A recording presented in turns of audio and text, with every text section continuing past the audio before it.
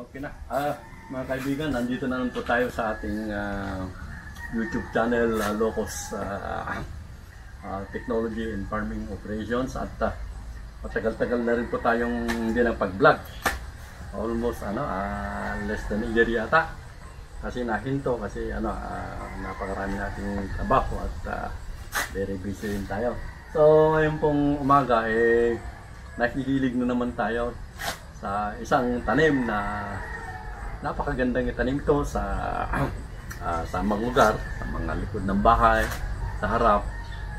At ito po nakikilig na ako dito at kasi nakita ko sa mga kaibigan ko, minsan napasyal ako, napakaganda ng kanilang mga tanim. Ito po yung sinasabi nating ubas o grapes.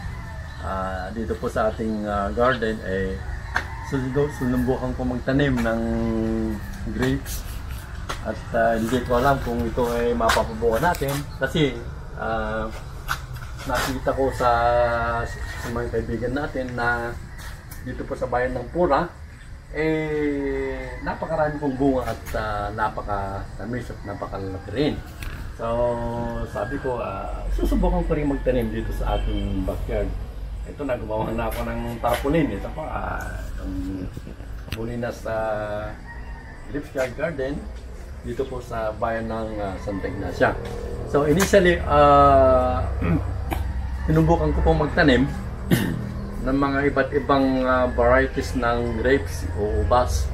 Accordingly sa aking mga kaibigan na pinagkunan ko, dito po yung mga rare varieties ito na galing daw ng Ukraine. At itong mga varieties na ito ay tested na dito sa mga lugar dito sa Pilipinas, sa Mindanao, Luzon, Visayas at Mindanao. So why not ako at masubukan ko rin magtanim ng grapes. At ito na nga po ang resulta. Ito pong grapes na ito ay naitanim natin about 3 months ago. Nagtanim pa ng March. At ito na po yung resulta. So may mga 5 ata kung anong na-bright sa kundi ang dito. At kasalukuyan pa ako nagpaparami. Tumutubo pa dun sa aking nursery. At susubukan kami mula dito doon sa likod.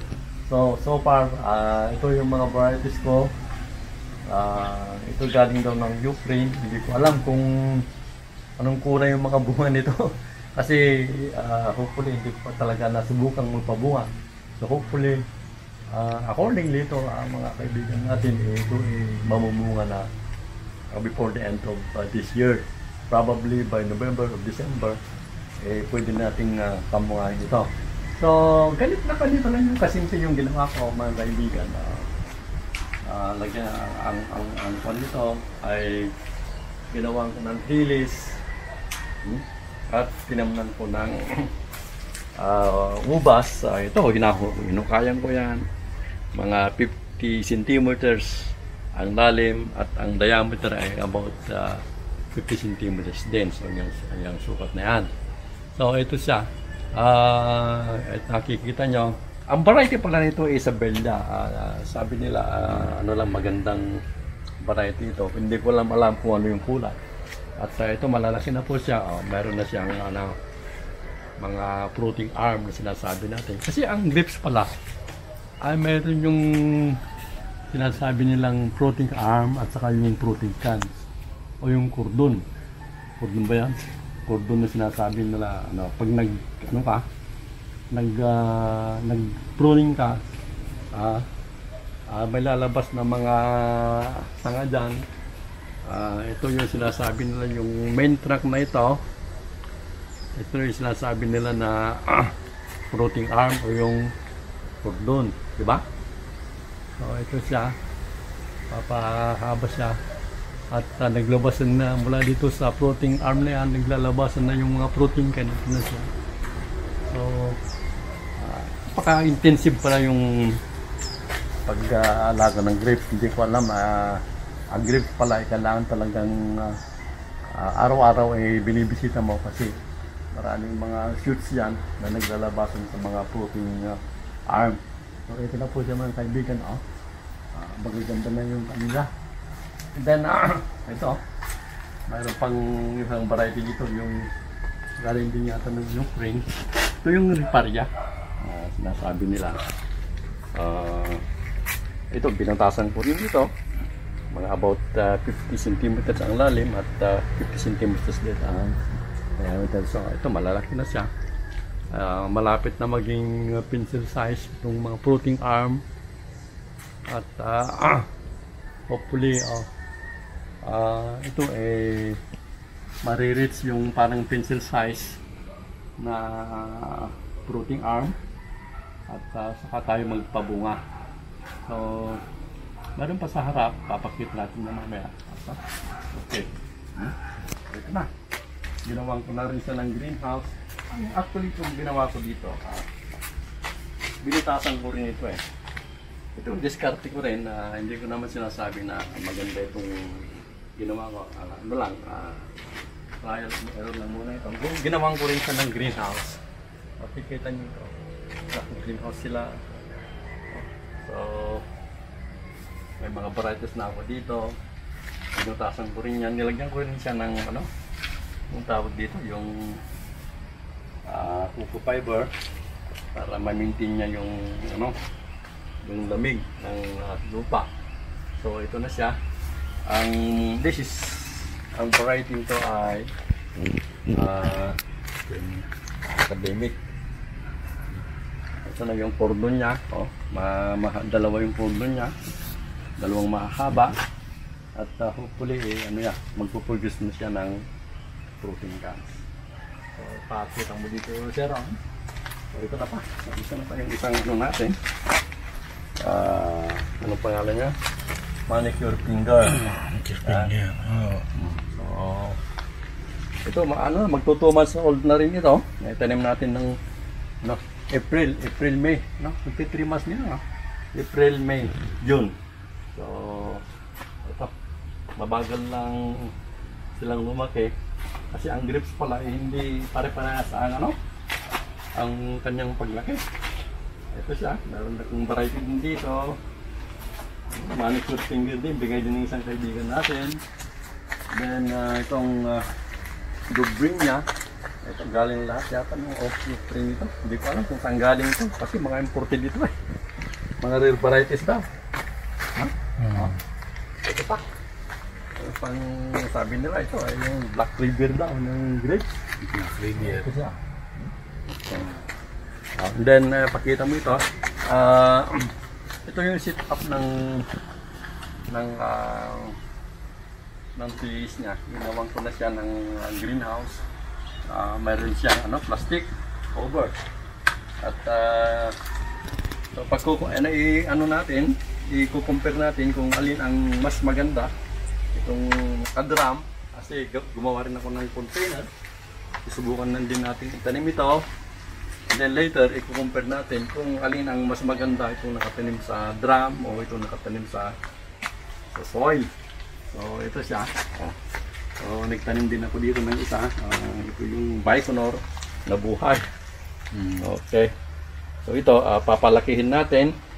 Pag lumaki siya, pag mga makaabot na siya dito, ipupruning natin siya at tuloy-tuloy na yung kanyang paggatsyang. Titingnan kasi ang purpose talaga nito, mayroon siyang plastic. Kasi ang grapes pala pagka namunga, mulaklak ay kailangan na siya ng cover. Kasi pag namunga siya at namulaklak, maulanan, hindi pala maganda, masisira yung bunga niya. So, ang grapes pala, pwede kang magpabunga pala ng 2 hanggang 3 beses sa isang taon. So, ang usual practice natin dito sa lulan, 2 beses lang. Nagpapabunga tayo during dry season. Kasi sa rainy season na, mahihirapan na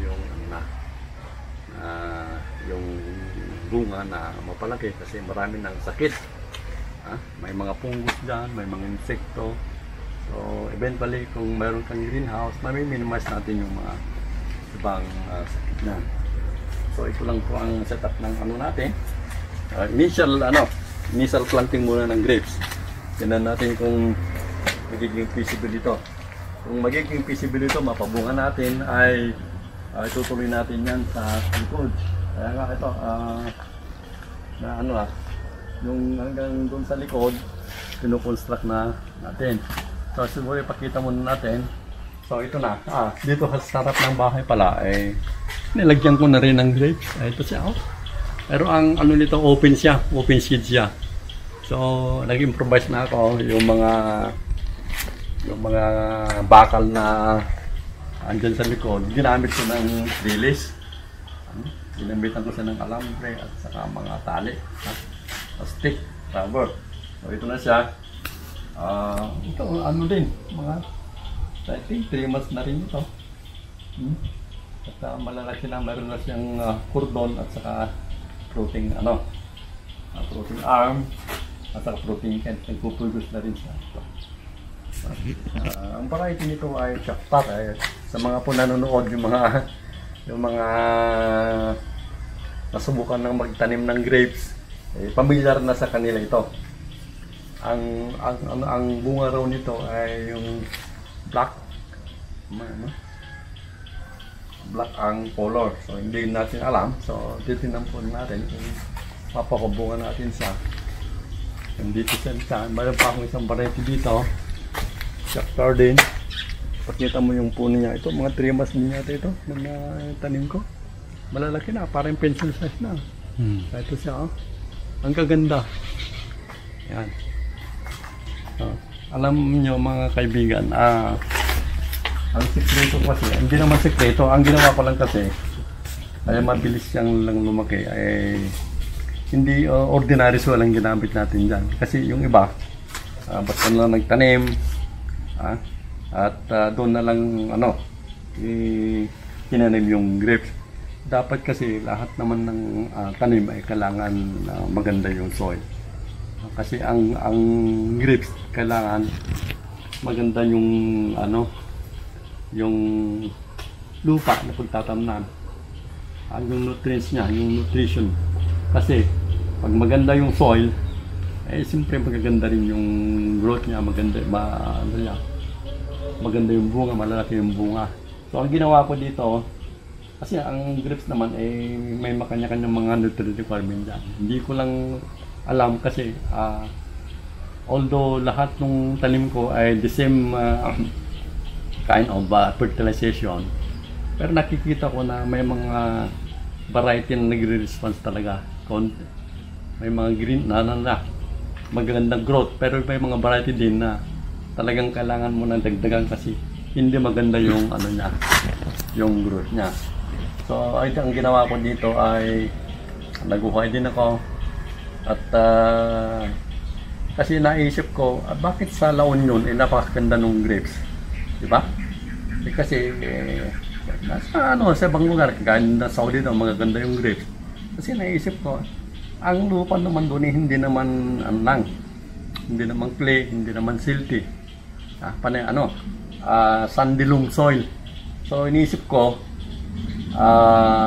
bakit hindi ko dagdagan ng river sand? Para mas maganda yung porosity, maganda yung circulation ng hangin, diba?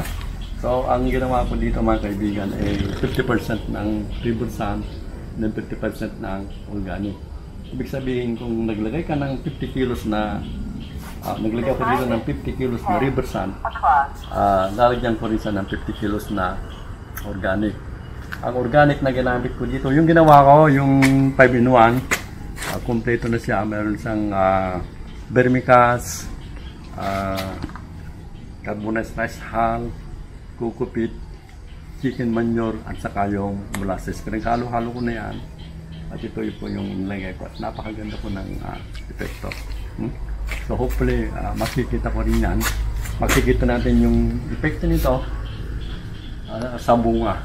Kung maganda yung bunga, maganda yung quality, at matamis, effective yan. At naisip ko rin kasi, hindi ko naman sinasabi na tama itong ginawa ko. Ito lang po parang experiment ko. This is my first time talaga na involved sa grapes. ang nakikita ko, sabi nila, kailangan ang grapes pala ay matakaw sa potassium. So mga kaibigan, ang ginawa ko, gumagawa ko ng concoctions, may papakita natin doon mamaya. Mga dahon-dahon ng saging, nalagyan ko ng tubig, molasses, at yun ang pinapandidilig ko. Piniperment ko yan, about 3 to 4 days pwede nang idilig sa puno. Kasi yung concoctions na ginawa ko, it contains potassium, more on potassium. So sa fertilization naman dyan, naglagay din ako ng synthetic. Weekly, 2 kutsara ng combinations of triple 14, 16-20-0 at saka urea. Every week yan, 2 kutsara, dinidilig ko dyan para ano siya, ma-maintain niya yung nutritional requirements ng grapes. So nakita ko na nga, napakaganda naman. Wala akong nakita ang insekto. So ito po yung aking unang vlog sa grapes. So it follows soon kung okay ito. Siguro mga next month or mga about 2 to 3 months from now, ipapakita ko rin ito kung ano yung niya, outcome nito. So yun lang muna mga kaibigan, at kung mayroon po kung mga comment, suggestions, kung tama ba o hindi tama yung ginawa ko, pwede po kayo mag-comment. Kasi ako naman, hindi ko naman sinasabing okay yung ginawa ko, pero hopefully makikita natin yan sa bunga. Kung nakakapabunga natin ito, matikman natin na matamis, malalaki, yung quality ng fruits, kasi ang grapes kasi, lahat ng tanim, makikita mong epekto niyan, yung ginawa mo dun sa quality ng bunga. If it is sweet, okay. Malalaki, okay yan.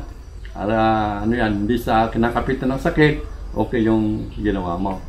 So hopefully, i-document natin ito. And dito po sa bayan ng Santa Ignacio, itong pinagtamnan ko. Kasi sa bayan ng Pura, meron na yun, sa isang kaibigan ko. Meron yan. Doon sa sa Camp Aquino, yung isang kaibigan ko din. Nakapagpatubo na sila at nakita ko rin yung mga bunga noon ay napakaganda.